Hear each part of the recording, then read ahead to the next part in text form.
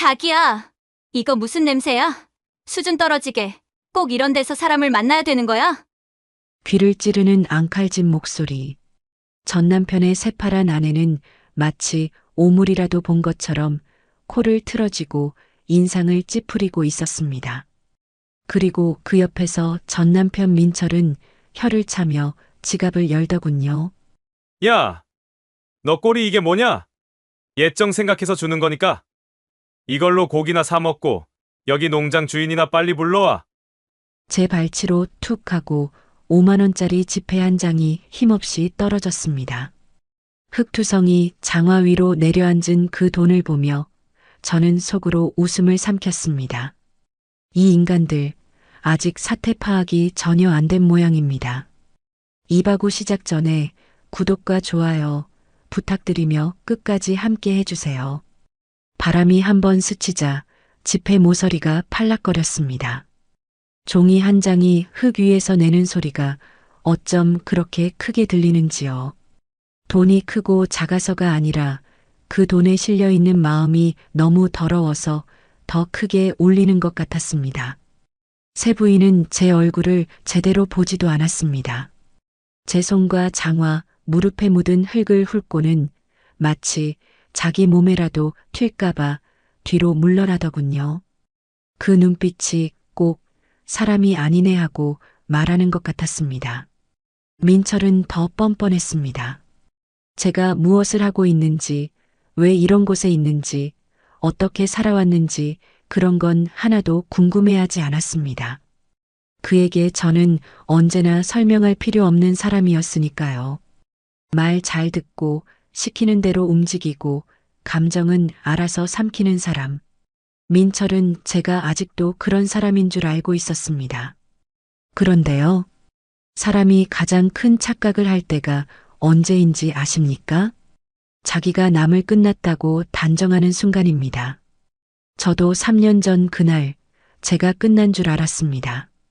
그날도 민철은 지금처럼 지갑을 열었고 지금처럼 돈을 내밀었습니다. 그때는 5만 원이 아니라 위자료라는 이름을 붙인 종이 쪼가리였지요. 봉투를 던지듯 내밀어 놓고는 마치 자기가 아주 큰 은혜라도 베푸는 사람처럼 앉아 있었습니다. 당신은 이제 같이 살기 힘들어. 처음엔 그런 말로 시작했습니다. 사람을 찌를 때는 늘 둔한 칼로 시작하더군요. 그 다음 말은 더 잔인했습니다. 늙어서 냄새나. 당신이 있으면 집이 답답해. 저는 그 말을 듣는 순간 귀가 멍해졌습니다. 손끝이 차가워지는데도 속에서는 뭔가 뜨거운 것이 올라왔습니다. 그런데도 목소리는 나오지 않더군요. 왜냐하면 저는 그 집에서 늘 참는 사람이었으니까요. 민철이 사업한다며 돈이 필요하다고 하면 저는 제 몸을 갈아 넣어서라도 만들어냈습니다. 낮에는 남의 집 설거지를 하고 밤에는 바느질을 했습니다. 손톱 밑에 실밥이 박혀 피가 나도 저는 괜찮습니다라고 말했습니다. 민철이 화를 내면 저는 먼저 사과했습니다. 제가 틀리지 않아도 그 사람이 틀렸어도요. 그런 제가 어느 날 갑자기 냄새나는 여자가 되어버린 겁니다. 같이 살면서 만든 집, 같이 만든 살림, 같이 만든 시간들이 한순간에 쓰레기처럼 취급당하더군요. 그리고 그 옆에 유지수가 서 있었습니다. 민철이 말하는 새로운 사랑이라는 사람. 저는 그 여자의 얼굴에서 사랑을 보지 못했습니다. 사랑이 아니라 승리를 봤습니다. 내가 이겼다는 표정. 그 표정이 민철의 말보다 더 사람을 무너뜨렸습니다. 그날 민철은 제게 말했습니다. 이 돈 가지고 시골 가서 텃밭이나 가꾸며 살아. 텃밭이라는 단어가 그날부터 제 심장에 박힌 못이 됐습니다. 그 사람은 흙을 모욕으로 쓰더군요.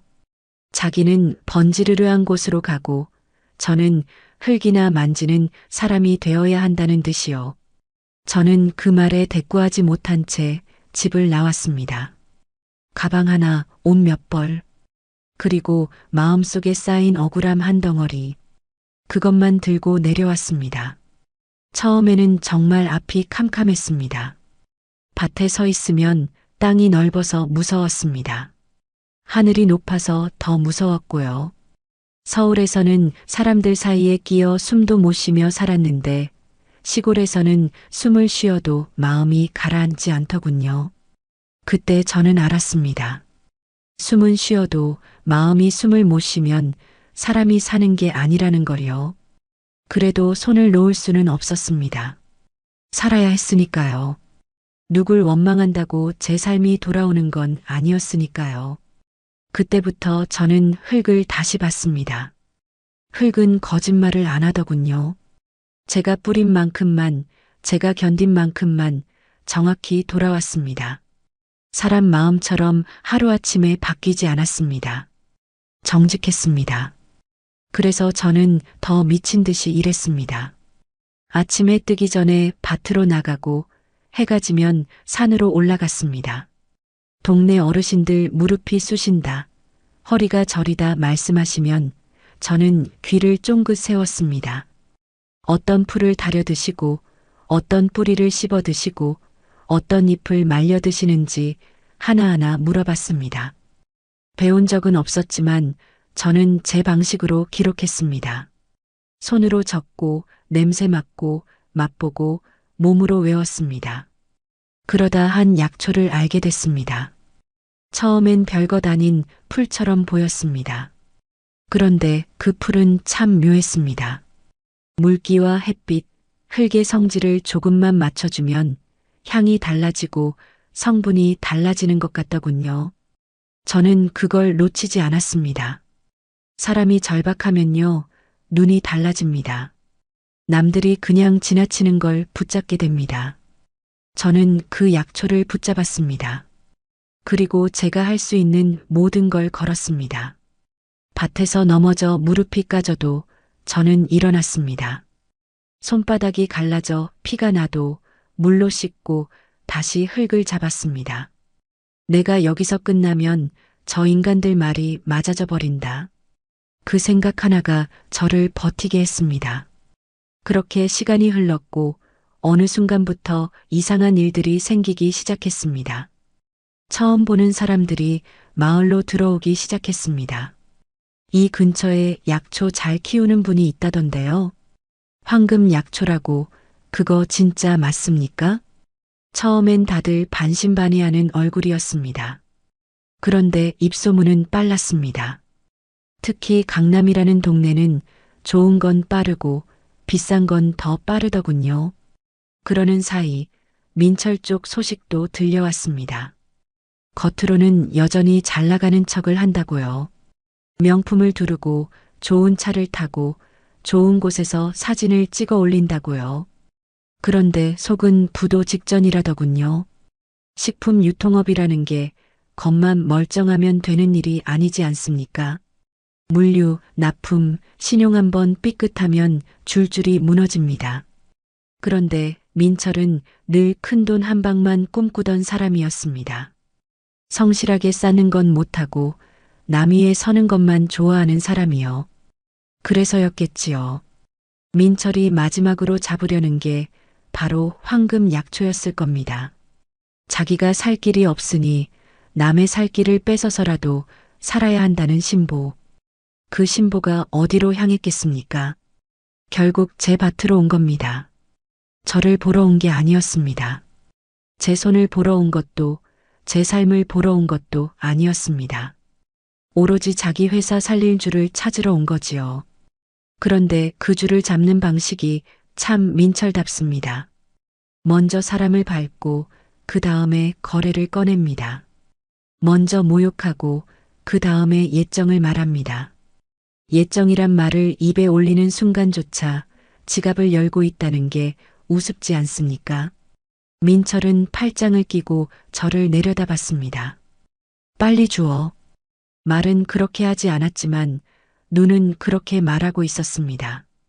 유지수는 발로 흙을 톡톡 차며 짜증을 냈습니다. 아, 진짜 신발 버리겠네.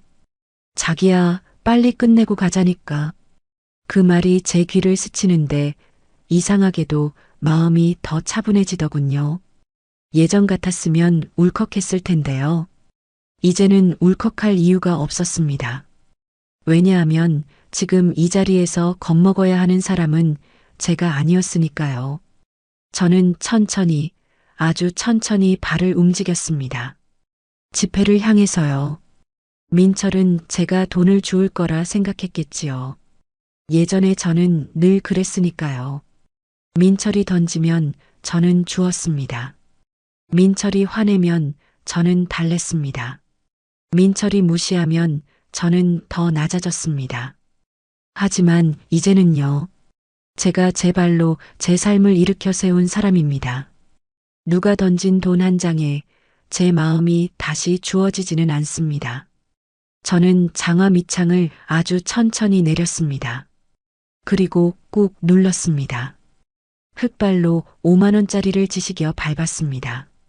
그 순간 민철의 얼굴이 확 바뀌더군요.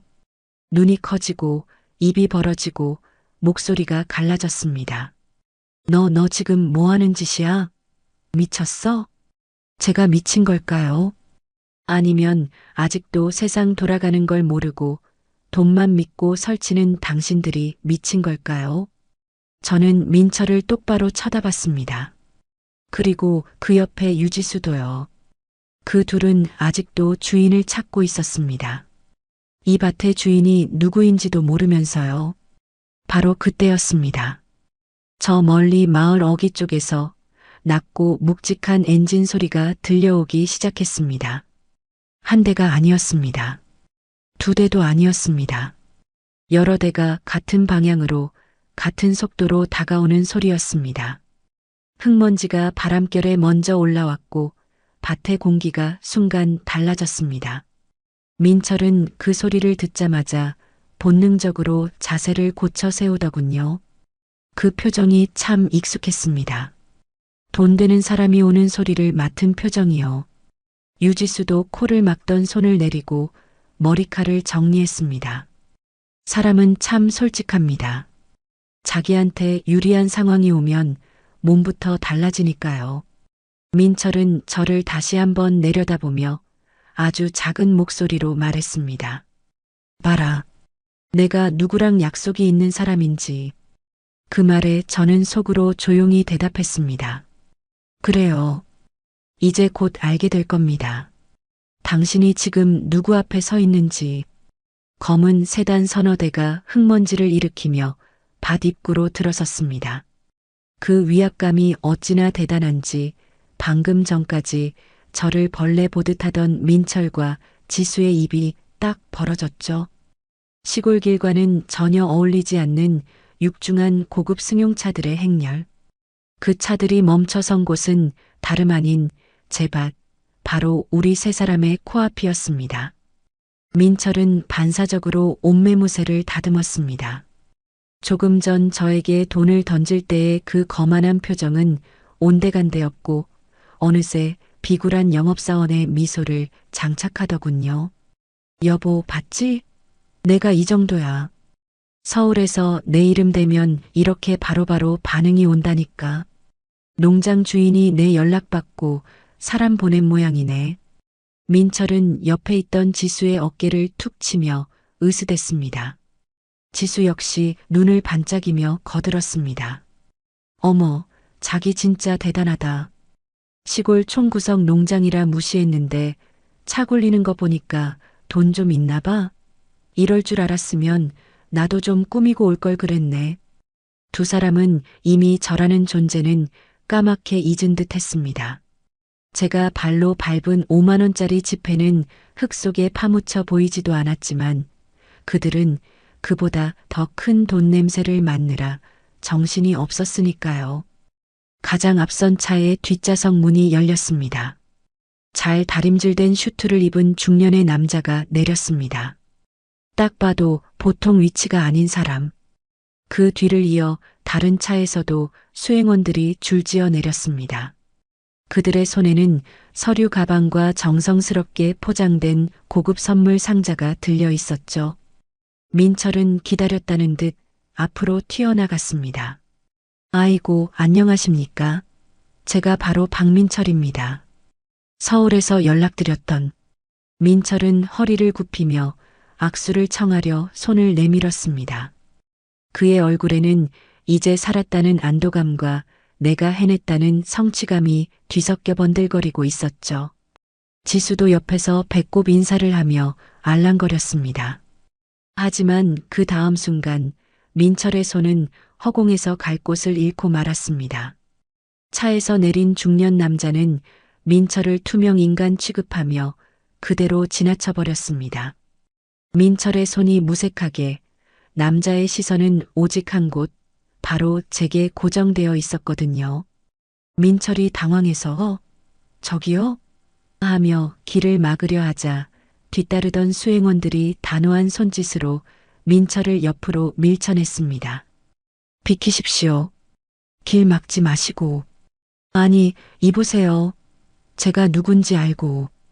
민철이 비틀거리는 사이 그 중년 남자는 흙밭으로 성큼성큼 걸어 들어왔습니다. 구두에 흙이 묻는 건 신경도 쓰지 않는다는 듯 오직 저를 향해서만 직진했죠. 그리고 제 앞에 멈춰 서더니 믿을 수 없는 행동을 했습니다. 그는 허리를 90도로 깊숙이 숙였습니다. 뒤따르던 수행원들도 일제히 허리를 숙였습니다. 대표님, 늦게 찾아뵈어 죄송합니다. 안녕하셨습니까? 쩌렁쩌렁한 목소리가 밭을 울렸습니다. 순간 밭에는 정적이 흘렀습니다. 바람 소리마저 멈춘 것 같은 고요함. 그 정막을 깬 건 민철의 멍청한 목소리였습니다. 대표님? 민철은 눈을 비비며 상황을 파악하려 애썼습니다. 자신이 잘못 본 건 아닌지, 혹시 이 사람들이 단체로 더위를 먹은 건 아닌지 의심하는 눈치였습니다. 이보세요. 사람 잘못 보셨습니다. 이 여자는 그냥 여기 일꾼이고요. 제가 찾던 농장 주인분은. 하지만 중년 남자는 고개를 들고 저를 보며 환하게 웃었습니다. 김영숙 대표님, 지난번 보내주신 샘플 덕분에 저희 백화점 VIP 예약이 벌써 마감됐습니다. 본사 회장님께서도 꼭 독점 계약을 성사시키라고 신신당부하셨습니다. 이렇게 직접 뵙게 되어 영광입니다. 저는 장갑을 벗고 땀을 닦으며 덤덤하게 말했습니다. 오시느라 고생하셨네요, 상무님. 길이 험했을 텐데. 아유, 별 말씀을요. 대표님이 계신 곳이라면 지옥 끝이라도 와야죠. 참, 이건 회장님께서 보내신 선물입니다. 수행원들이 내민 건 최고급 홍삼 세트와 명품 과일 바구니였습니다. 민철이 제게 던져준 5만 원, 그리고 그가 트렁크에서 꺼내려 담은 싸구려 음료수 박스와는 차원이 다른 대우였죠. 그제야 민철의 눈동자가 흔들리기 시작했습니다. 대표님이라는 호칭, 김영숙이라는 이름, 그리고 황금 약초. 이 세 가지 단어가 그의 머릿속에서 퍼즐처럼 맞춰지는 순간이었을 겁니다. 설마, 말도 안 돼. 내가? 민철의 얼굴이 하얗게 질려갔습니다. 입술은 파르르 떨렸고 다리에는 힘이 풀리는지 휘청거렸습니다. 자신이 그토록 찾아 헤매던 구세주가 자신이 헌신짝처럼 버리고 짓밟았던 전처라는 사실. 그 잔인한 진실이 그의 뇌를 강타한 것입니다. 하지만 옆에 있던 지수는 여전히 상황 파악이 덜 된 모양이었습니다. 그녀는 눈을 동그랗게 뜨고 소리를 질렀습니다. 뭐야? 이 아줌마가 대표라고? 말도 안 돼. 너 우리 오빠 돈 뜯어내려고 사기치는 거지? 어디서 배우들을 섭외해서 쇼를 해? 다들 연기 그만해. 지수는 씩씩거리며 제 앞으로 달려들었습니다.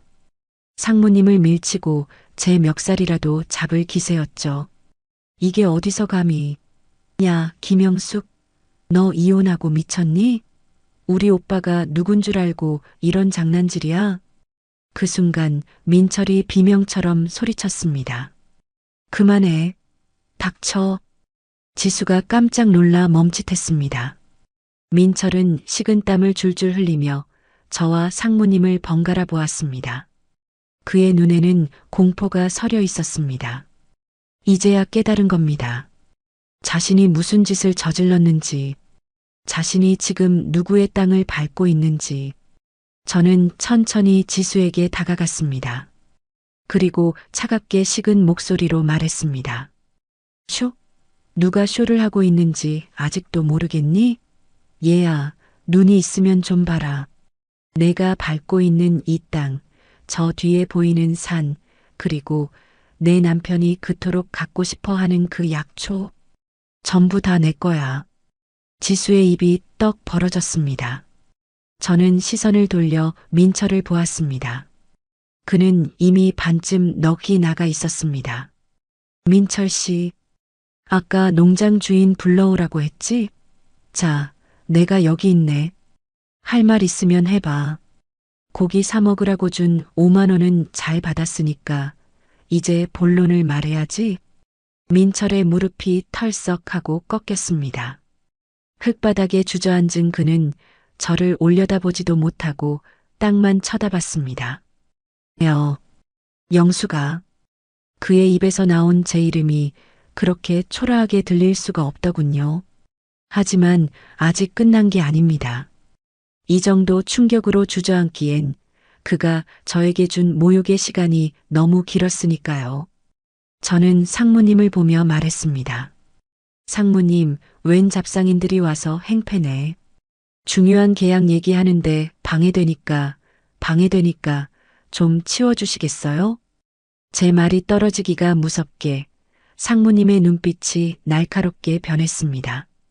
방금 전까지 저에게 봄바람처럼 웃어 보이던 그 눈이 민철과 지수를 향하자마자 겨울 삭풍처럼 차가워지더군요. 보안팀 뭐합니까? 대표님 말씀 안 들립니까? 당장 이 사람들 밖으로 모셔. 상무님의 호통 한 번에 뒤에 서 있던 건장한 수행원 2명이 성큼성큼 다가왔습니다. 검은 양복을 입은 사내들의 그림자가 흙바닥에 주저앉은 민철을 덮쳤습니다. 그제야 멍하니 있던 지수가 비명을 질렀습니다. 야, 이거 안 나? 당신들 뭐야? 우리 남편이 누군 줄 알고 몸에 손을 대? 이거 엄연한 폭력이야. 경찰 부를 거야. 지수는 수행원의 팔을 뿌리치며 앙칼지게 소리쳤습니다. 명품 가방을 휘두르며 발악하는 꼴이 마치 덫에 걸린 짐승 같았습니다. 그녀는 여전히 믿고 싶지 않은 겁니다. 자신이 무시했던 이 시골 아줌마가 감히 자기를 쫓아낼 힘이 있다는 사실을요. 하지만 민철은 달랐습니다. 그는 수행원이 팔을 잡자마자 반항은커녕 납작 엎드렸습니다. 바닥에 엉덩이를 붙인 채로 질질 끌려가면서도 시선은 오직 저에게 고정하고 있었죠. 영수가, 여보, 나야 나, 민철이, 여보라니요. 3년 전 법원 앞에서 다시는 내 눈에 띄지 마. 엮이는 것 자체가 역겨우니까라고 했던 그 입에서 나온 단어가 맞나 싶었습니다. 사람이 급해지면 기억도 조작되는 모양입니다. 잠깐만요. 상무님, 오해가 있습니다. 저 이 여자, 아니, 이분 남편입니다. 우리 부부예요. 내가 남이 아니라니까. 민철은 수행원의 바짓가랑이를 잡고 늘어졌습니다. 흙먼지가 그의 비싼 양복 바지를 엉망으로 만들었지만 그는 신경 쓸 겨를이 없었죠. 지금 그에게 중요한 건 자존심이 아니라 눈앞에서 날아가려는 황금 동아줄을 잡는 것이었으니까요. 저는 팔짱을 낀 채 그 추태를 물끄러미 내려다봤습니다. 상무님이 난처한 듯 저를 돌아보며 물었습니다. 대표님 남편분 이십니까? 혹시 제가 결례를 범한 건지. 저는 피식 웃으며 대답했습니다. 남편은 무슨, 호적 정리한 지가 언젠데요. 그냥 알던 사람인데 질이 좀 안 좋아요. 사기 전과도 있을걸요? 아, 역시 그렇군요. 죄송합니다. 즉시 처리하겠습니다. 상무님은 안도하며 다시 고개를 돌렸습니다. 그 한마디에 민철의 얼굴은 흑빛이 되었습니다. 영수가, 너 말이 너무 심하잖아. 우리가 산 세월이 얼만데. 내가 너 보고 싶어서 온 거야. 그래, 약초 얘기도 들었지만 사실은 너 잘 지내나 궁금해서 온 사람이 5만 원을 바닥에 던져. 제 낮은 목소리가 민철의 변명을 단칼에 잘랐습니다. 민철의 입이 뻐끔거렸습니다. 그건 내가 너무 고생하는 것 같아서 마음이 아파서 용돈이라도 주려고. 마음이 아파서? 그래서 내세 부인은 코를 막고 똥 냄새 난다고 했니? 저는 천천히 민철 앞으로 걸어갔습니다. 끌려가지 않으려 안간힘을 쓰는 그의 꼴이 참 우스웠습니다. 저는 쭈그리고 앉아 민철과 눈을 맞췄습니다. 예전에는 제가 올려다봐야 했던 그 눈을 이제는 제가 내려다보고 있었습니다. 민철 씨, 잘 들어. 당신이 버린 건 그냥 냄새나는 아줌마가 아니야. 당신 인생에서 유일하게 당신을 지켜주던 사람을 버린 거야. 그리고 당신이 걷어찬 건 텃밭이 아니라 당신 회사를 살릴 마지막 기회였고, 영수가 내가 잘못했어. 내가 눈이 멀었었나 봐. 응? 한 번만 봐줘. 우리 회사 알잖아.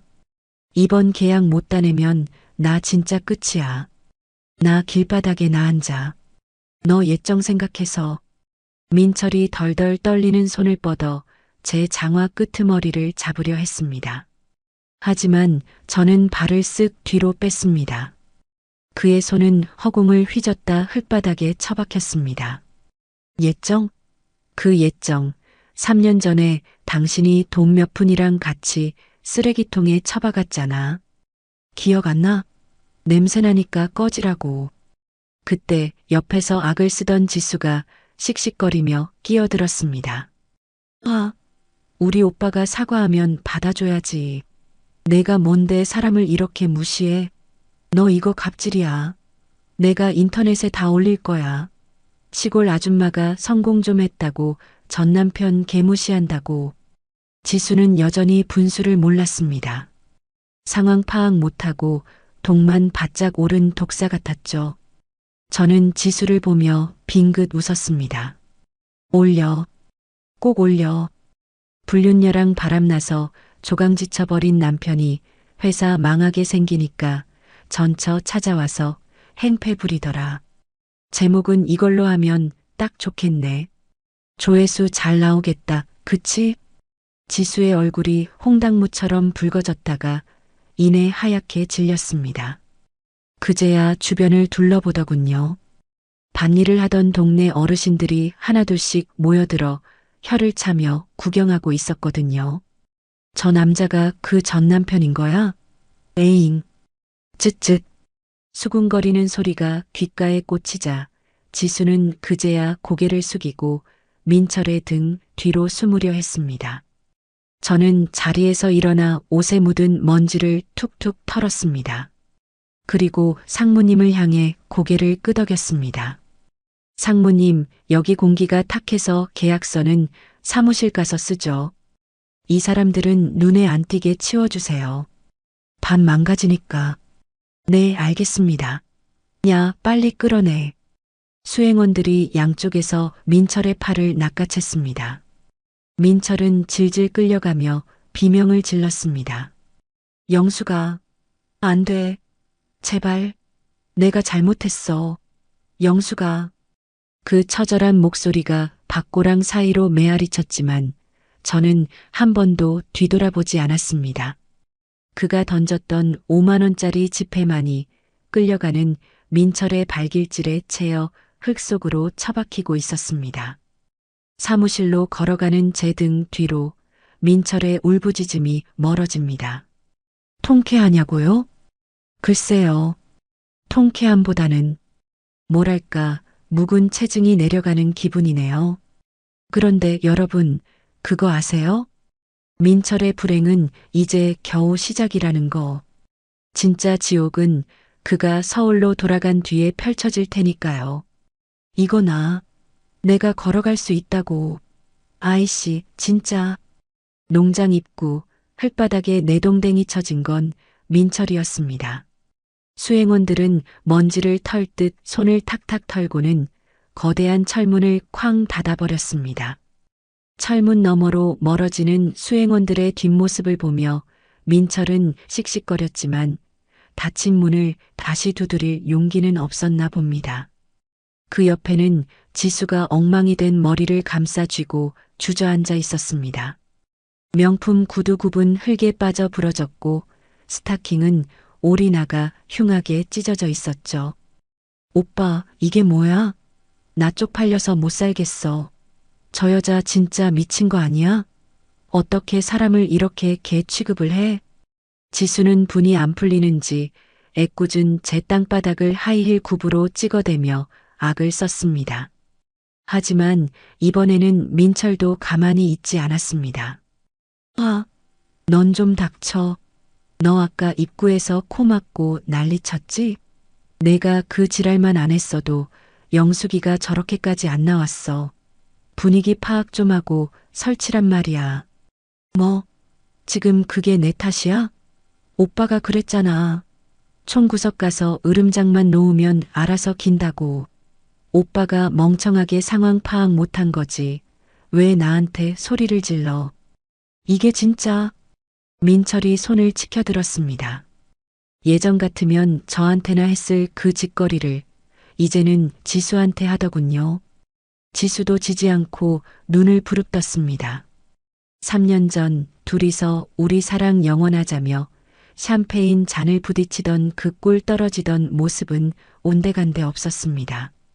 돈이 떨어지고 위기가 닥치니 그들의 사랑이라는 것도 밑바닥을 드러낸 거죠. 그때였습니다. 민철의 주머니에서 벨소리가 요란하게 울려 퍼졌습니다. 발신자를 확인한 민철의 얼굴이 사색이 되었습니다. 김전무였습니다. 회사의 자금줄을 담당하는 임원이었죠. 여보세요? 김전무. 나 지금 지방에. 사장님, 큰일 났습니다. 막을 돈이 없습니다. 채권단이 사무실로 들이닥쳤어요.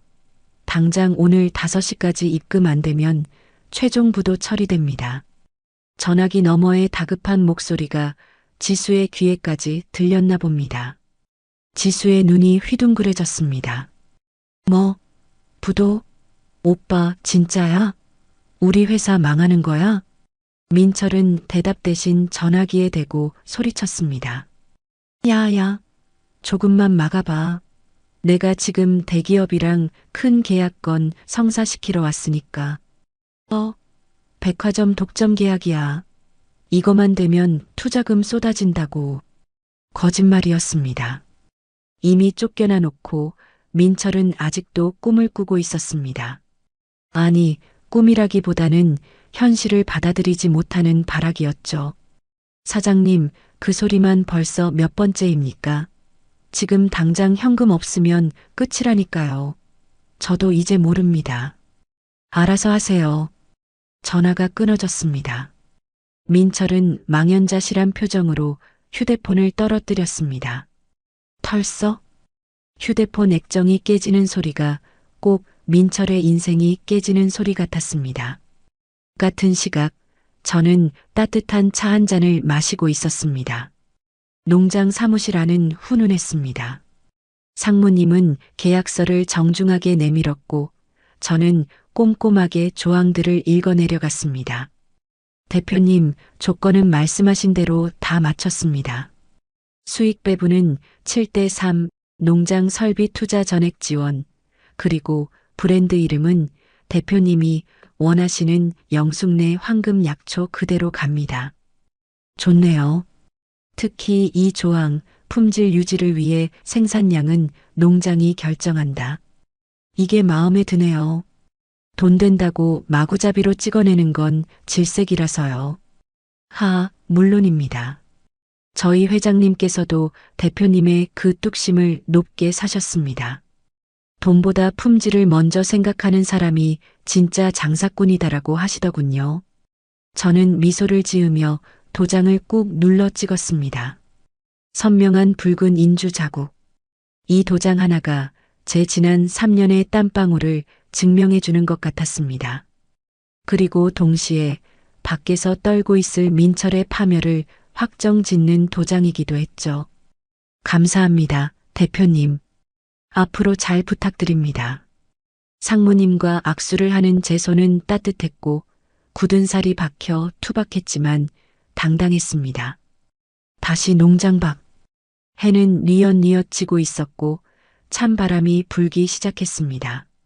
민철은 머리를 감싸쥐고 괴로워하고 있었고 지수는 옆에서 울며불며 징징대고 있었습니다. 오빠, 나 어떡해? 나 명품백 할부 남은 거 어떡하냐고. 이거 다 압류당하는 거야? 나 거지 되는 거야? 시끄러워 좀. 생각할 시간 좀 줘. 민철은 충혈된 눈으로 굳게 닫힌 농장 철문을 노려봤습니다. 이대로 돌아가면 부도, 파산, 그리고 빚쟁이들에게 쫓기는 신세. 감옥에 갈 수도 있었습니다. 그에게 남은 선택지는 없었습니다. 영숙이 마음을 돌려야 해. 민철의 눈에 도끼가 서렸습니다. 정상적인 방법으로는 안 된다는 걸 알았겠죠. 3년 전 저를 버릴 때처럼 그는 또다시 비겁한 수를 떠올리고 있었습니다. 지수야, 일어나. 어디 가게? 서울 가는 거야? 아니, 이대로는 못 가. 영숙이 저 여자가 마음이 약해. 내가 무릎 꿇고 빌어서 안 되면 다른 방법을 써서라도 도장을 받아내야 해. 다른 방법? 무슨 방법? 민철은 지수에게 귓속말로 속삭였습니다. 지수의 표정이 일그러졌습니다. 미쳤어? 그러다 경찰 오면 어떡해? 경찰이 무서워. 당장 길바닥에 놔앉는 게 무서워? 시키는 대로 해. 우리 둘 다 살려면 이 방법밖에 없어. 민철은 주변을 두리번거리더니 밭구석에 놓여있던 녹슨 쇠스랑 하나를 눈여겨봤습니다. 그리고는 음침한 미소를 지으며 농장 뒷길 쪽으로 발걸음을 옮겼습니다. 정문이 안 되면 개구멍으로라도 들어가겠다는 신보였죠. 사무실 창밖으로 어둠이 짙게 깔리기 시작했습니다. 저는 계약을 마치고 상무님을 배웅한 뒤 혼자 남아 장부를 정리하고 있었습니다. 직원들도 다 퇴근하고 넓은 농장에 저 혼자 남은 시간. 스산한 바람소리와 함께 문 밖에서 부스럭거리는 소리가 들렸습니다. 고라니인가?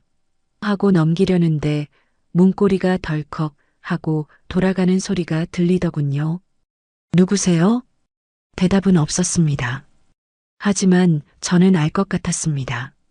이 밤중에 예의도 없이 남의 문을 억지로 열려고 하는 사람이 누구일지. 저는 책상 아래에 놓아둔 몽둥이를 조용히 손에 쥐었습니다. 민철 씨, 설마 끝까지 밑바닥을 보이려는 건 아니겠죠? 만약 그렇다면 저도 더 이상 전처로서의 예우는 없습니다. 이제부터는 침입자에 대한 응징만 있을 뿐입니다. 기익. 녹슨 경첩이 비명을 지르며 문이 열렸습니다. 어둠 속에서 드러난 얼굴은 낮에 봤던 그 거만하고 뻔뻔한 전남편 박민철이 아니었습니다. 헝클어진 머리, 풀린 넥타이, 그리고 충혈된 눈. 흡사 벼랑 끝에 몰린 짐승의 눈빛이었죠. 그의 손에는 밭에서 주워온 녹슨 쇠스랑이 들려 있었습니다. 영수가 좋게 말할 때 도장 찍어. 민철이 거친 숨을 몰아쉬며 사무실 안으로 들어왔습니다. 술을 마신 건지 아니면 공포에 취한 건지 비릿한 냄새가 진동하더군요. 저는 책상 아래 쥐고 있던 몽둥이를 꽉 잡은 채 의자에 앉아 그를 빤히 쳐다봤습니다. 놀라거나 비명을 지를 줄 알았겠죠? 하지만 저는 미동도 하지 않았습니다. 민철 씨, 여기가 어디라고 신발을 신고 들어와? 그리고 그 흉한 물건은 뭐야? 농사 지으러 왔니? 제 차분한 목소리에 오히려 당황한 건 민철이었습니다. 그는 쇠스랑을 허공에 휘두르며 소리쳤습니다. 닥쳐. 나 지금 눈에 뵈는 거 없어. 당장 그 계약서 가져와. 대기업이랑 계약한 거 명의만 내 회사로 돌리면 돼. 그거 하나만 해주면 내가 조용히 갈게. 너 돈 많잖아. 이거 하나 해주는 게 뭐 어렵다고 사람을 이 지경으로 만들어. 적반하장도 유분수지. 자기가 망한 게 저 때문이라니요. 민철은 성큼성큼 책상 앞으로 다가왔습니다. 빨리 내놔. 안 그러면 나 진짜 무슨 짓 할지 몰라. 그가 쇠스랑을 치켜든 순간 저는 자리에서 벌떡 일어났습니다. 그리고 책상 위에 있던 리모컨 버튼 하나를 꾹 눌렀습니다. 민철 씨, 저기 천장 좀 봐. 뭐? 민철이 얼떨결에 고개를 든 곳에는 붉은 불빛이 깜빡거리는 CCTV가 그를 정면으로 비추고 있었습니다. 요즘 시골 농장 무시하지 마. 도둑이 많아서 고화질 CCTV 다 달아놨거든. 지금 당신 모습 내 휴대폰이랑 보안업체 서버에 실시간으로 저장되고 있어. 흉기 들고 전처 협박하는 모습 아주 잘 나오네. 이거 안 꺼. 끄면 뭐? 당신이 날 치게? 쳐봐. 어디 한번 쳐봐. 제가 몽둥이를 책상 위로 쾅 내리치며 소리쳤습니다. 3년간 험한 산을 타고 억센 밭일을 하며 다져진 기백이었습니다. 온실 속 화초처럼 살아온 민철 따위가 감히 범접할 수 있는 기운이 아니었죠. 제가 눈을 부릅뜨고 다가가자 민철은 쇠스랑을 든 손을 부들부들 떨며 뒷걸음질 쳤습니다. 겁쟁이. 겁만 번지르르 했지 속은 여전히 겁 많은 쫄보였습니다. 너 진짜 독해졌다. 독해져? 누가 날 이렇게 만들었는데? 당신이 버린 그 3년 동안 내가 산짐승이랑 싸우고 비바람 맞으면서 살았어. 당신 같은 껍데기 하나 못 이길 것 같아? 그때였습니다. 멀리서 요란한 사이렌 소리가 들려오기 시작했습니다. 적막한 시골 밤 공기를 가르는 경찰차 소리. 그 소리가 점점 가까워지자 민철의 얼굴이 사색이 되었습니다. 경찰? 설마 신고했어? 당신 들어올 때 문고리 돌리는 소리 듣자마자 놀랐지. 여기 파출소장님이랑 내가 좀 친하거든. 3분이면 도착해. 미친. 안 돼. 나 잡히면 안 돼. 민철은 패닉 상태에 빠져 허둥지둥 출구를 찾았습니다. 그런데 그때 밖에서 망을 보고 있던 지수의 비명소리가 들렸습니다. 어머, 경찰이다. 오빠 나갈게. 나 모르는 일이야. 다급한 발소리가 멀어지더군요. 하이힐을 벗어들고 맨발로 뛰는 소리였습니다. 민철이 창문으로 그 모습을 보고 절규했습니다. 유지수, 너 어디가? 같이 가야지. 믿었던 세부인, 아니 공범이자 사랑한다던 그 여자는 경찰차 불빛이 보이자마자 뒤도 안 돌아보고 도망쳤습니다. 민철은 배신감에 입을 딱 벌린 채 멍하니 서 있었습니다. 사무실 앞에 순찰차가 급정거하고 경찰관들이 들이닥쳤습니다. 꼼짝 마. 흉기 버려. 경찰들이 테이저건을 겨누며 들어오자 민철은 힘없이 쇠스랑을 바닥에 툭 떨어뜨렸습니다. 쨍그랑. 그 쇠소리가 민철의 인생 종소리처럼 들리더군요. 박민철 씨, 특수 주거침입 및 특수 협박 혐의로 체포합니다. 변호사를 선임할 권리가 있고. 수갑이 채워지는 순간 민철은 저항 한번 못하고 고개를 떨궜습니다. 경찰관에게 끌려나가면서 그는 젖은 눈으로 저를 돌아봤습니다. 영수가, 내가 미안해. 나 좀 살려줘. 나 이대로 가면 감옥 가. 회사도 망하고. 그 애원하는 눈빛. 3년 전 저를 버릴 때의 그 차가웠던 눈빛은 온데간데였고 비굴함만 남은 그 눈을 보며 저는 마지막으로 한마디 해줬습니다. 민철 씨, 걱정 마. 감옥이 밖보다 나을 거야. 거긴 적어도 밥은 공짜로 주잖아. 당신 회사 부도나면 빚쟁이들한테 시달릴 텐데 차라리 거기가 천국일걸. 너 정말. 아, 그리고 지수 씨는 너무 원망하지 마. 당신이 돈 보고 사람 골랐듯이 그 여자도 돈 보고 당신 골랐을 뿐이니까. 끼리끼리 만난 거지 뭐. 민철은 짐승 같은 울음소리를 내며 경찰차 뒷좌석에 구겨 넣어졌습니다. 파란 경광등 불빛이 밤하늘을 번쩍이며 사라질 때까지 저는 그 자리에 서서 지켜봤습니다. 폭풍 같았던 밤이 지나고 농장에는 다시 평화로운 아침 해가 떴습니다. 산등성이 너머로 붉은 해가 올라오자 밤새 공포에 떨었던 어둠은 흔적도 없이 사라졌습니다. 참새들이 지저귀고 흙내음이 밤이슬에 젖어 더욱 향긋하게 올라오는 아주 평범하고도 아름다운 시골의 아침이었죠. 저는 따뜻한 두유 한 병을 손에 쥐고 밭을 한 바퀴 둘러봤습니다. 어젯밤 그 난리통이 마치 꿈이었나 싶을 정도로 밭은 언제나처럼 고요하고 묵묵하게 저를 반겨주더군요. 하지만 꿈이 아니었습니다. 주머니 속 휴대폰이 요란하게 울리기 시작했으니까요. 대표님, 파출소장입니다. 밤사이 도망쳤던 공범 유지수 씨도 인근 야산에서 검거했습니다. 꼴이 말이 아니네요. 피해 진술서 마무리가 필요하니 잠깐 들러주시겠습니까? 저는 옷매무새를 단정히 하고 가장 깔끔한 옷으로 갈아입은 뒤 파출소로 향했습니다. 승리자의 아침은 단정해야 하는 법이니까요. 파출소 문을 열고 들어서자 아주 볼만한 광경, 아니 한편의 막장 희극이 펼쳐져 있었습니다. 유치장 창살을 사이에 두고 민철은 안에, 지수는 밖에 앉아 조사를 받고 있었습니다.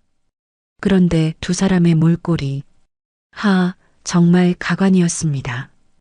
유치장 안에 민철은 하룻밤 사이에 10년은 늙어 보였습니다. 번지르르 하던 머리는 까치집이 되었고 명품 넥타이는 어디 갔는지 셔츠 단추가 뜯겨져 흉한 가슴팍을 드러내고 있었죠. 그는 창살을 부여잡고 밖을 향해 핏대를 세우고 있었습니다. 유지수, 내가 어떻게 나를 버리고 도망을 가? 우리가 사랑하는 사이라며, 영원하자며. 내가 쇠스랑 들고 들어갈 때 내가 뭐라 그랬어? 오빠 파이팅? 빨리 하고 와. 그랬잖아. 근데 이제 와서 나 몰라라 해? 그 앞 의자에 앉은 지수는 더했습니다. 도망치다가 산비탈을 구른 건지 명품 원피스는 걸레 조각처럼 찢어졌고 스타킹은 올이 나가 살이 다 비쳤습니다. 한쪽 신발은 어디다 잃어버렸는지 흙투성이 맨발이었는데 발톱이 깨져 피가 맺혀 있더군요. 화장이 눈물 콧물에 번져서 눈 주위가 팬더처럼 시커멓게 된 꼴이라니. 3년 전 제 집 안방을 차지하고 앉아 우아하게 커피를 마시던 그 여자가 맞나 싶었습니다. 지수는 형사님의 옷자락을 붙잡고 악을 쓰고 있었습니다. 형사님, 저 진짜 아무것도 몰라요. 저 남자가 억지로 끌고 간 거예요. 저는 차에만 있었어요. 무서워서 말도 못하고 떨고만 있었다고요. 쇠스랑 들고 설친 건 저 미친 인간이에요. 저는 가정폭력의 피해자라니까요. 저 인간 눈빛 못 보셨어요? 저도 죽일까봐 무서워서 도망친 거라고요. 제가 파출소 안으로 들어서자 시끄럽던 장내가 순간 정적에 휩싸였습니다. 오셨습니까, 대표님? 소장님이 자리에서 벌떡 일어나 깎듯이 저를 맞이했습니다. 그 소리에 고개를 돌린 민철과 지수. 저를 보는 두 사람의 눈빛이 극명하게 갈렸습니다. 민철의 눈에는 절망과 수치심이, 지수의 눈에는 마치 또 다른 동아줄을 발견한 듯한 비열한 희망이 스쳐 지나갔습니다. 언니, 언니. 지수가 의자를 박차고 일어나 제게 달려오려다 옆에 있던 여경에게 제지당했습니다. 언니, 저 좀 살려주세요. 저 진짜 억울해요. 언니도 알잖아요. 저 남자가 얼마나 무식하고 폭력적인지. 저도 속았어요. 언니랑 똑같이 당한 거라고요. 언니라니요. 어제까지만 해도 저를 이 아줌마 수준 떨어지는 여자 취급하던 입에서 나올 호칭은 아니죠. 저는 천천히 지수 앞으로 다가갔습니다. 그리고 아주 차가운 눈으로 그녀를 내려다봤습니다. 언니라니? 우리 초면 아니었나? 어제는 나보고 똥 냄새 난다며 코 막고 난리더니 파출소 공기가 밥보다 더 맑은가 보네. 호칭이 아주 살갑게 바뀌었어. 제가 비릿하게 웃으며 쏘아붙이자 지수는 바닥에 무릎을 꿇고 손이 발이 되도록 빌기 시작했습니다. 제가 미쳤었나 봐요. 눈이 삐었었나 봐요. 저 사실 민철 오빠. 아니, 저 인간한테 속아서 결혼한 거예요. 돈 많은 줄 알았는데 알고 보니 빚쟁이였고 맨날 소리 지르고. 저도 피해자예요. 언니가 선처해 준다고 한마디만 해주면 저 풀려날 수 있대요. 네. 같은 여자끼리 사정 좀 봐주세요. 저 아직 점잖아요. 기가 막혀서 말이 안 나오더군요. 돈 보고 남의 가정 파탄 낼 때는 언제고 이제 와서 같은 여자 타령이라니요. 그 젊음 믿고 남의 눈에 피눈물 흘리게 한 게 누구인데. 그때 유치장 안에서 민철이 쇠창살을 쾅쾅 두드리며 소리쳤습니다. 아, 이 나쁜 년아. 입 안 닥쳐? 내가 그랬잖아. 가서 무릎이라도 꿇려서 도장 받아내라고. 안 그러면 우리 다 길바닥에 나앉는다고 내가 부추겨 놓고 이제 와서 발을 빼? 너 내가 사준 가방이 몇 개고 옷이 몇 벌인데. 내가 언제 오빠가 쇠스랑 들고 간다길래 말렸잖아. 나는 그냥 차에서 기다린 죄밖에 없어. 웃기지 마. 내가 망 좀 봐준다고 했잖아. 경찰 오면 소리 지르겠다고 내 입으로 말했잖아. 서로 내 탓이니 물고 뜯고 싸우는 꼴을 보니 헛웃음이 픽 터져 나왔습니다. 저게 바로 3년 전 저를 집에서 쫓아내며 우리는 운명이다. 진정한 사랑이다. 당신 같은 껍데기 부부랑은 차원이 다르다며 떠들던 인간들의 민낯이었습니다. 돈이라는 화려한 포장지가 벗겨지니 그 안에는 썩은 생선가시 같은 추악한 욕망만 남은 거죠. 저는 소장님 책상 위에 가져온 작은 USB를 올려놓았습니다. 소장님, 여기 어젯밤 CCTV 영상 원본입니다. 화질도 좋지만 음성 녹음이 아주 기가 막히게 됐더라고요. 제가 USB를 내밀자 지수의 얼굴이 하얗게 질리다 못해 투명해질 지경이었습니다. 그 영상 안에 지수 씨 목소리도 다 들어있어요. 오빠, 경찰 오면 어떡해? 빨리 하고 나와. 도장만 받으면 끝이야. 이게 말린 사람의 대사일까요? 아니면 망 봐주는 공범의 대사일까요? 판사님이 들으시면 뭐라고 하실 것 같아요? 지수는 입을 벙긋거리다 털썩 바닥에 주저앉았습니다. 더 이상 변명할 말이 없어진 거죠. 하지만 제 복수는 여기서 끝이 아니었습니다. 가장 확실한 팩트가 남아 있었거든요. 그리고 두 사람 싸울 힘 있으면 좀 아껴두는 게 좋을 거야. 저기 뉴스 좀 봐. 제가 가리킨 파출소 벽면의 TV에서는 아침 뉴스가 흘러나오고 있었습니다. 화면 하단에는 붉은 자막으로 속보가 뜨고 있었고 앵커의 건조한 목소리가 파출소 안에 울려 퍼졌습니다. 중견식품유통업체 M사 어제까지 돌아온 어음 30억 원을 막지 못해 오늘 오전 최종 부도 처리되었습니다. 대표 박모 씨는 현재 연락이 두절된 상태이며 채권단이 본사 사무실을 점거하고 화면에는 모자이크 처리된 민철의 얼굴과 빚쟁이들이 들이닥쳐 집기류를 부수고 딱지를 붙이는 난장판된 사무실 풍경이 나오고 있었습니다. 민철은 창살을 잡은 손에 힘이 풀려 뒤로 나자빠졌습니다. 눈동자가 초점을 잃고 흔들렸습니다. 자신의 인생이 공식적으로 끝장났다는 선고를 들은 셈이니까요. 그리고 옆에 있던 지수가 비명을 질렀습니다. 부도 진짜 망한 거야? 그럼 내 명품은? 내 아파트는? 오빠가 내 명의로 해준 차는? 다 압류되겠지. 채권자들이 바보인 줄 알아? 제가 차갑게 대답했습니다. 그러자 지수는 믿을 수 없다는 듯 고개를 저었습니다. 아니야. 난 아니야. 난 그냥 와이프잖아. 나랑 상관없잖아. 상관이 왜 없어? 지수 씨, 기억 안 나? 저번에 민철 씨가 사업 자금 급하게 땡길 때 당신이 연대보증 서명했잖아. 오빠 믿으니까 사인할게 하면서. 지수의 눈이 튀어나올 듯 커졌습니다. 그걸 언니가 어떻게. 이 바닥이 좁거든. 그리고 내가 요즘 돈 좀 만지잖아. 금융권 소문이 내 귀에까지 들어오더라고. 축하해, 유지수 씨. 당신은 이제 정가자 남편을 둔 것도 모자라 수십억 빚더미에 함께 앉게 된 거야. 민철 씨랑 정말 운명은 운명이네. 지옥 끝까지 함께 갚아나가야 할 운명.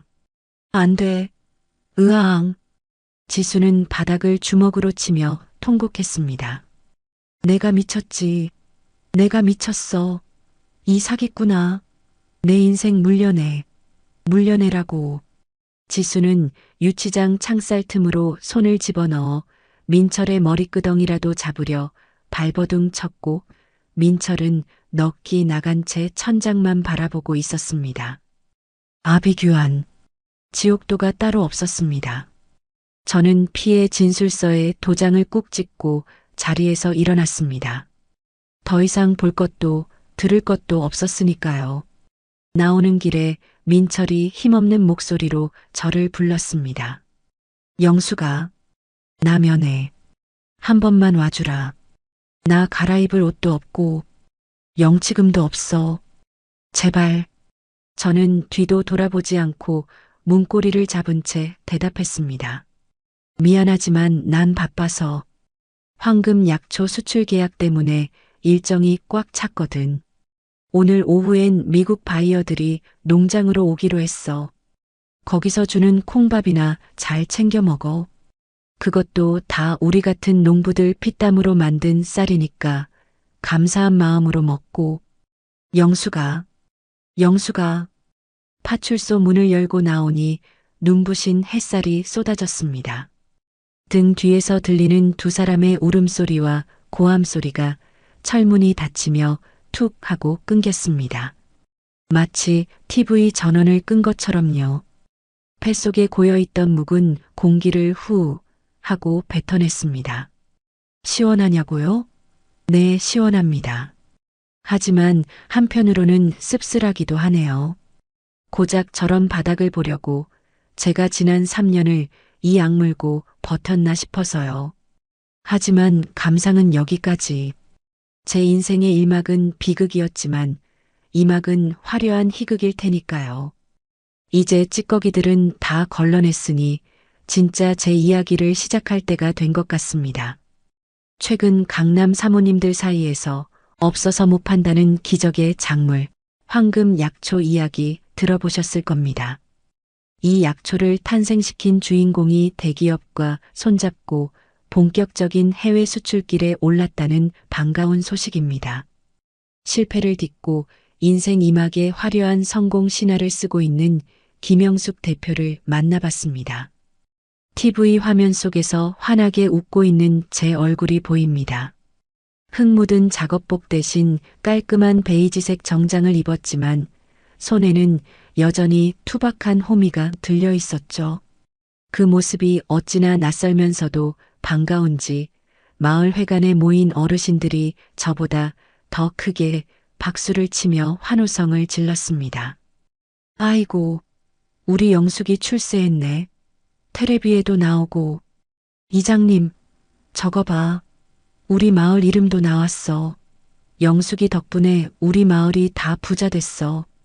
어르신들은 제 손을 잡고 놓질 않으셨습니다. 저는 쑥스러운 듯 고개를 숙였지만 가슴 한구석에서 뜨거운 것이 울컥 솟아오르는 건 어쩔 수 없더군요. 민철이 제 앞에 5만 원짜리 지폐를 던지며 모욕했던 그날, 제가 흙발로 그 돈을 지식이며 다짐했던 분노가 이제는 이렇게 값지고 따뜻한 결실로 돌아왔으니까요. 같은 시각 서울 명동의 대기업 백화점 1층 메인홀. 그곳에는 영숙네 황금 약초 팝업 스토어가 화려하게 문을 열었습니다. 오픈 시간 전부터 백화점 밖까지 줄을 선 사람들이 인산인해를 이뤘고 준비한 한정판 물량은 오전 중에 동이 나버렸습니다. 현장에 나가 있던 상무님은 입이 귀에 걸려 저에게 영상 통화를 걸어오셨죠. 대표님, 보이십니까? 대박입니다. 대박. 고객님들이 물건 없냐고 아우성입니다.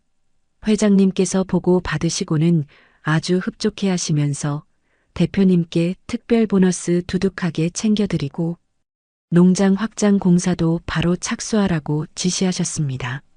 화면 너머로 보이는 수많은 인파와 완판 팻말. 그것은 단순히 돈을 벌었다는 의미가 아니었습니다. 제가 흘린 땀이, 제가 견뎌낸 시간이 헛되지 않았다는 세상의 인정이었습니다. 하지만 빛이 밝을수록 그림자는 더 짙은 법이죠. 화려한 백화점과는 정반대인 곳, 서울 구치소의 차가운 접견실 풍경을 보여드려야겠네요. 투명한 아크릴 벽 하나를 사이에 두고 3205번 수의를 입은 민철과 초췌한 몰골의 지수가 마주 앉아 있었습니다. 민철은 불과 몇 달 사이에 폭삭 늙어버렸습니다. 윤기가 흐르던 머리카락은 반백이 되어 푸석했고 눈밑은 퀭하게 들어가 생기라고는 찾아볼 수 없었죠. 그 당당하던 기세는 온데간데없고 어깨는 구부정한 늙은이가 되어 있었습니다. 지수 역시 마찬가지였습니다. 명품으로 휘감았던 몸에는 보풀이 일어난 싸구려 티셔츠가 걸쳐져 있었고 며칠 머리를 못 감았는지 떡진 머리를 대충 묶고 있었습니다. 빚쟁이들을 피해 찜질방과 고시원을 전전하는 신세가 되었으니까요. 아, 유지수, 너 올 때 빈손으로 왔냐? 영치금 좀 넣어달라니까. 민철이 힘없는 목소리로 물었습니다. 목소리마저 갈라져 듣기 싫은 쉰소리가 났습니다. 지수가 코웃음을 쳤습니다. 영치금? 웃기고 있네. 나 지금 컵라면 사 먹을 돈도 없어서 편의점 폐기 도시락 기다리는 신세야. 오빠 때문에 내 인생 망친 거 안 보여? 빚쟁이들이 우리 친정집까지 찾아가서 난리를 쳤어. 누가 누구 탓을 해? 내가 사치만 안 했어도, 백화점 가서 카드만 좀 덜 긁었어도 회사 자금 사정이 그렇게 쪼들리진 않았어. 내가 쓴 돈이 얼만 줄 알아? 뭐라고? 내가 사치해서 망했다고? 웃기지 마. 오빠가 능력 없어서 망해놓고 왜 내 탓이야. 주제 파악 좀 해. 오빠는 그냥 껍데기야, 껍데기. 인연이 진짜. 민철이 흥분해서 일어나려다 교도관에게 제지당했습니다. 지수는 그런 민철을 경멸하는 눈빛으로 쳐다보며 가방에서 꼬깃꼬깃한 서류 봉투 하나를 꺼내 아크릴 벽에 턱 갖다 댔습니다. 됐고, 이거 봐.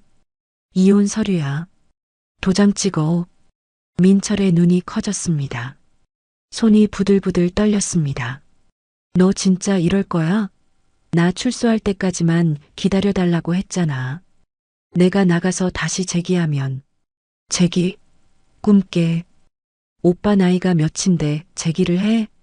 빚이 수십억인데? 기다리면 뭐가 나오는데? 빚더미. 정가자 남편? 나 아직 젊어. 오빠 옥바라지 하면서 늙어 죽기 싫다고. 빨리 찍어.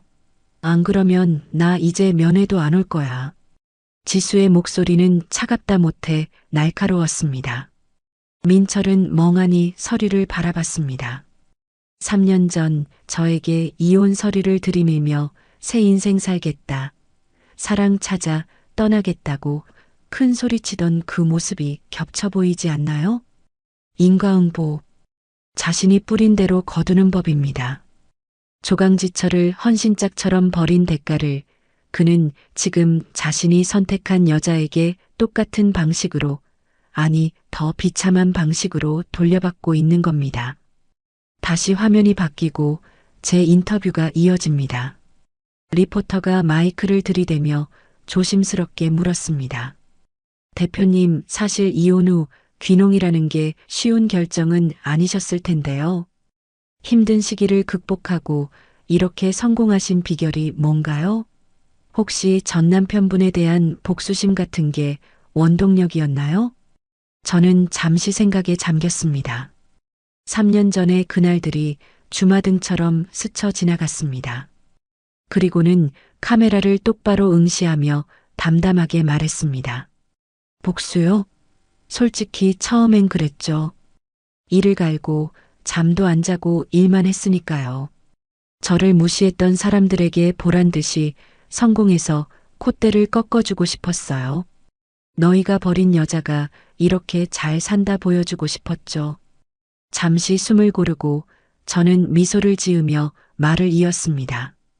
그런데 막상 땀 흘려 일하다 보니 알겠더라고요. 가장 큰 복수는 그 사람들을 미워하는데 내 귀한 시간을 쓰는 게 아니라 내가 진짜로 행복해지는 거라는 걸요. 내가 내 삶을 사랑하고 내 땀을 믿고 오늘 하루를 성실하게 사는 것. 그게 쌓이고 쌓여서 지금의 제가 된 거지. 누군가를 미워하는 마음만으로는 여기까지 못 왔을 겁니다. 흙은 미움을 모릅니다. 정직만 알죠. TV를 보던 유치장의 민철은 고개를 떨구고 눈물을 뚝뚝 흘렸습니다. 흐느끼는 어깨가 처량했습니다. 지수도 아무 말 없이 입술만 깨물고 있었죠. 제 말이 그들의 가슴에 비수처럼 꽂혔을까요? 아니면 그저 자신의 처지가 한탄스러워서였을까요? 그건 그들만이 알겠죠. 마을 잔치가 무르익어갈 무렵 꽹과리 소리와 웃음소리가 밤하늘을 채웠습니다. 저는 조용히 잔치마당을 빠져나와 제 밭으로 향했습니다. 달빛을 받은 약초들이 은은하게 금빛을 내며 바람에 흔들리고 있었습니다. 저는 쭈그리고 앉아 흙을 한 줌 쥐어보았습니다. 차갑지만 부드러운 감촉. 이 흙이 저를 살렸고 저를 키웠습니다. 고맙다. 정말 고맙다. 혼잣말을 하며 흙을 토닥이는데 누군가 뒤에서 인기척을 냈습니다. 돌아보니 상무님이 서 계시더군요. 서울에서 내려오신 김에 잔치까지 보고 가시려나 봅니다. 대표님, 축하드립니다. 오늘 매출이 역대 최고랍니다. 회장님께서 아주 난리가 나셨습니다. 아유, 다 상무님 덕분이죠. 먼 길 오시느라 고생하셨어요. 아닙니다. 그리고 이건 개인적인 말씀인데 회장님께서 대표님을 본사 고문으로 모시고 싶어 하십니다. 서울로 올라오셔서 경영 수업도 좀 들으시고 더 큰 물에서 노시는 건 어떠신지. 펜트하우스도 준비해 주신다고 하는데요. 서울. 화려한 불빛과 높은 빌딩이 있는 곳.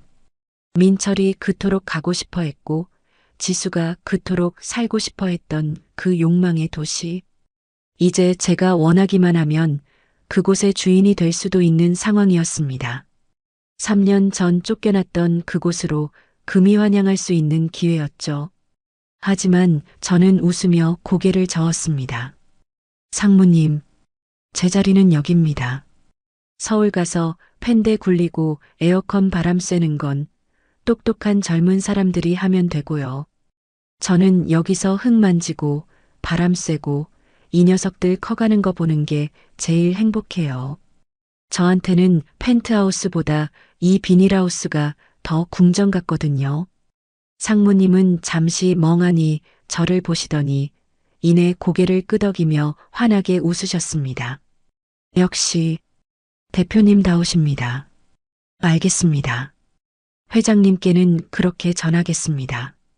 김영숙 대표님은 밭이 곧 궁전이시라 서울은 좁아서 못 오신다고요. 그날 밤 저는 꿈을 꿨습니다. 민철에게 쫓겨나던 날 울면서 걷던 그 황량한 시골길이 온통 황금빛 꽃길로 변해 있는 꿈을요. 그리고 그 길 끝에서 3년 전에 초라했던 제가 현재의 당당한 저를 보고 활짝 웃어주더군요. 잘했어, 영수가. 버텨줘서 고마워. 정말 잘했어. 시간이라는 건 참으로 정직합니다. 거짓말을 하는 건 오직 사람의 입이고 욕심을 부리는 건 사람의 마음일 뿐이지요. 씨앗을 뿌리면 싹이 나고 비바람을 견디면 열매가 맺히듯 제 인생의 계절도 어느덧 차가운 겨울을 지나 따뜻하고 찬란한 봄을 맞이했습니다. 그 난리통이 있고 나서 벌써 1년이라는 시간이 흘렀습니다. 계절이 4번 바뀌는 동안 제 삶은 그야말로 천지개벽을 했습니다. 지금 제가 서 있는 이곳, 제 농장은 이제 단순히 약초를 키우는 밭이 아닙니다. 영숙네 힐링팜이라는 이름으로 새 단장을 마쳤죠. 주말이면 아이들 손을 잡고 오는 가족 체험객들, 건강을 찾으러 오는 어르신들로 입구부터 관광버스 줄이 끊이지 않는 지역의 명소가 되었습니다. 아침 7시, 저는 예전처럼 장화를 신고 농장을 둘러봅니다. 하지만 이제는 혼자가 아닙니다. 대표님, 좋은 아침입니다. 오늘 미국으로 나갈 수출 물량, 컨테이너, 선적 작업 시작했습니다. 대표님, 이번에 새로 개발한 황금 약초 발효액, 백화점 사전 예약만 5천 건이 넘었습니다. 공장 라인 풀가동해야 할 것 같습니다. 수십 명의 직원들이 저를 향해 허리를 숙여 인사합니다. 트럭들이 짐을 싣고 분주하게 오가는 소리, 공장이 웅웅 돌아가는 소리, 그리고 직원들의 활기찬 웃음소리. 이것이 바로 제가 3년 전 맨손으로 흙을 파내며 꿈꾸던 세상이었습니다. 저는 직원들의 어깨를 두드리며 말합니다. 서두르지 마세요. 제일 중요한 건 정성입니다. 우리 농장 이름 걸고 나가는 거니까 포장 하나까지 꼼꼼하게 챙기세요. 사람이 먹는 겁니다. 네, 알겠습니다. 대표님. 활기찬 농장의 아침 햇살을 뒤로하고 시선을 서울의 가장 어둡고 낮은 곳으로 돌려보겠습니다. 화려한 빌딩 숲 아래 그림자진 곳, 서울역 광장입니다. 점심시간이 되자 무료 급식소 앞에는 긴 줄이 늘어서 있습니다. 씻지 못한 냄새, 퀴퀴한 땀 냄새가 진동하는 그 줄 맨 끝에 낯익지만 알아보기 힘들 정도로 망가진 얼굴 하나가 보입니다. 박민철, 1년의 수감 생활을 마치고 세상으로 나왔지만 그를 기다리는 건 화려한 재기가 아니었습니다. 지수는 이미 이혼 도장을 찍자마자 위자료 한 푼 없이 도망쳐 잠적해버렸고 집도 차도 회사도 모두 경매로 넘어가 먼지 한 톨 남지 않았습니다. 한때 강남에서 제일 잘 나가는 사장이라며 으스대던 그는 이제 찜질방 갈 돈 1만 원이 없어 신문지를 덮고 자야 하는 노숙자가 되었습니다. 빨리 좀 갑시다. 배고파 죽겠구만. 민철이 앞사람에게 짜증을 내자 앞사람이 뒤를 돌아보며 쏘아붙입니다. 이봐요 아저씨. 얻어먹는 주제에 말이 많아? 꼬우면 돈 내고 사드시던가. 민철은 입을 꾹 다물고 고개를 숙였습니다. 예전 같으면 내가 누군 줄 알아. 라며 고함을 쳤겠지만 이제 그는 아무것도 아닌 사람이니까요. 떨리는 손으로 받아든 식판에는 식어 빠진 밥 덩어리와 묽은 김칫국이 전부였습니다. 그는 구석진 자리에 웅크리고 앉아 허겁지겁 숟가락을 들었습니다. 3년 전 저에게 반찬이 이게 뭐냐 수준 떨어지게라고 투정 부리던 그 입으로 남이 주는 공짜 밥을 쑤셔 넣고 있는 겁니다. 그때였습니다.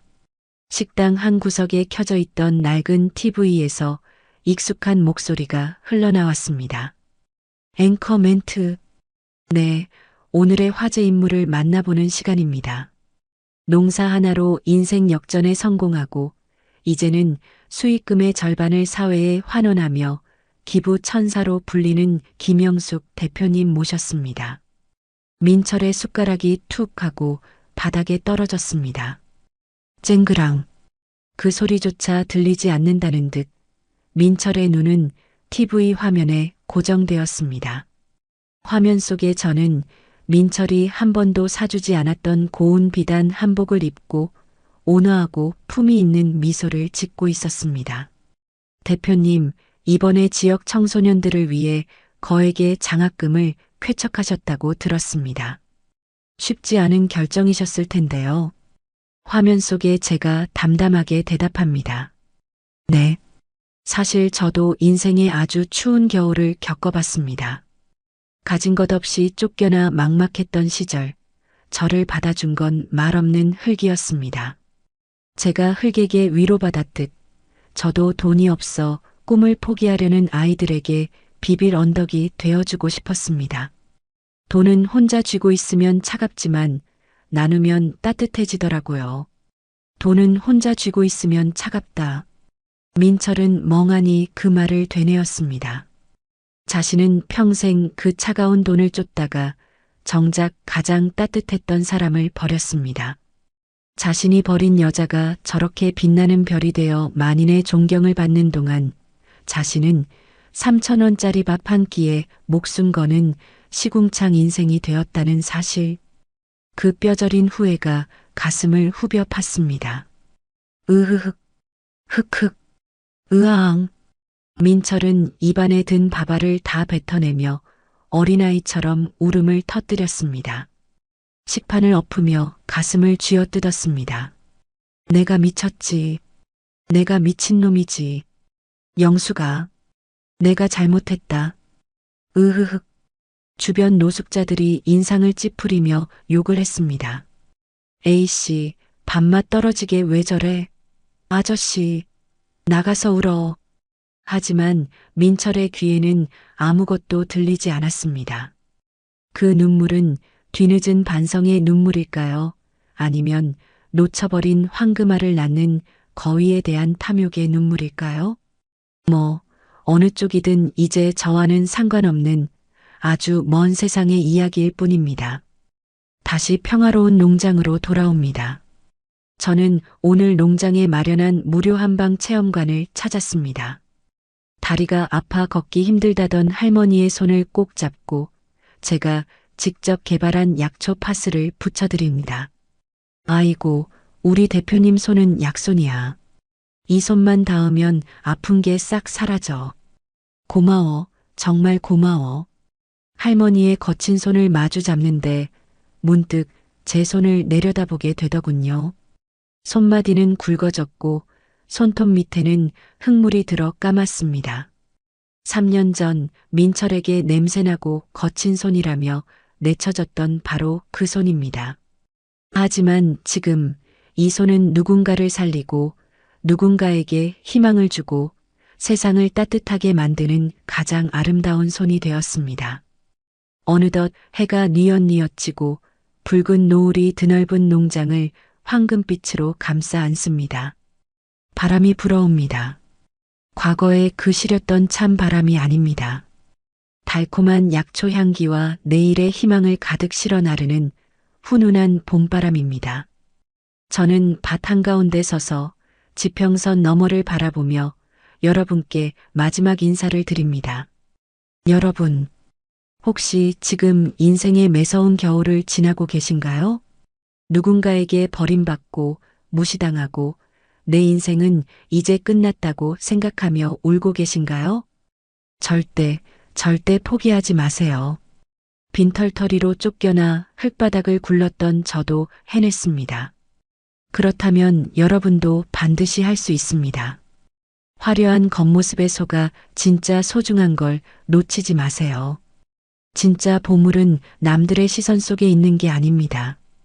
바로 여러분의 땀방울 속에, 그리고 시련을 견디며 단단해진 여러분의 마음 속에 이미 묻혀 있으니까요. 그 흙을 털어내고 일어서세요. 당당하게 고개를 드세요. 당신의 인생 이막은 아직 시작도 하지 않았습니다. 드넓게 펼쳐진 황금빛 약초밭 위로 제 웃음소리가 바람을 타고 멀리 퍼져나갑니다. 이곳은 제 왕국이자 제 삶의 증명이며 여러분에게 보여드리는 희망의 증거입니다. 지금까지 시련을 걸음 삼아 세상에서 가장 아름다운 꽃을 피운 여자, 농사짓는 CEO 김영숙이었습니다. 감사합니다. 오늘의 이바구는 여기까지입니다. 끝까지 함께 해주셔서 감사드리며 구독과 좋아요 눌러주시면 놀라운 인생 사연들을 누구보다 먼저 무료로 만나보실 수 있습니다.